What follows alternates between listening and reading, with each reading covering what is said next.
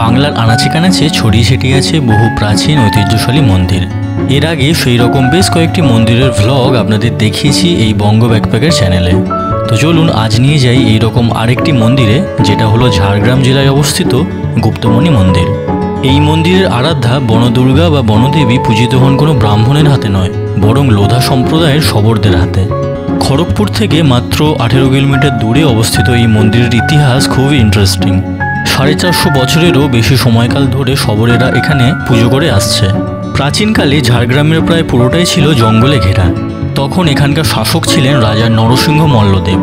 কথিত আছে লোধা সম্প্রদায়ের শবরপতি নন্দভক্ত একবার জঙ্গলে গবাদি পশু চড়াতে এসে গাছের নিচে ঘুমিয়ে পড়েছিলেন। তখন দেবীর স্বপ্নাদেশ পান এখানে তার পুজো শুরু করার জন্য। কিছু সময়ের পর রাজা নরসিংহ মল্লদেবের প্রিয় হাতি, যার নাম ছিল গজ, জঙ্গলে হারিয়ে যাওয়ার পর রাজা স্বপ্নাদেশ পান সুগ্নিবাসের জঙ্গলে এক বিশেষ জায়গায় তার হাতির অবস্থানের। রাজা দলবল নিয়ে জঙ্গলের সেই জায়গায় গিয়ে ফিরে পান তার প্রিয় হাতিটিকে এবং দেখতে পান সেখানে শবরদের হাতে পূজিত হচ্ছে মা দুর্গা বা বনদেবী। রাজা আদেশ দেন সেখানে মন্দির নির্মাণের জন্য এবং তারপর থেকে শবরদের দ্বারা এখানে পুজো হয়ে আসছে। শবরপতি নন্দভক্ত দেবীর পাথরের মূর্তিটি একটি গাছের গুড়ির ভিতর গুপ্ত অবস্থায় পেয়েছিলেন, তাই এই মন্দিরের নাম গুপ্তমণি রাখা হয়। আমার এখানে যাওয়ার জার্নি থেকে শুরু করে পুরো ডিটেল ভিডিওটা দেখতে চাইলে চেক করুন বঙ্গ ব্যাকপ্যাকারের ভিডিও প্লেলিস্ট। তো আজকের মতো টাটা।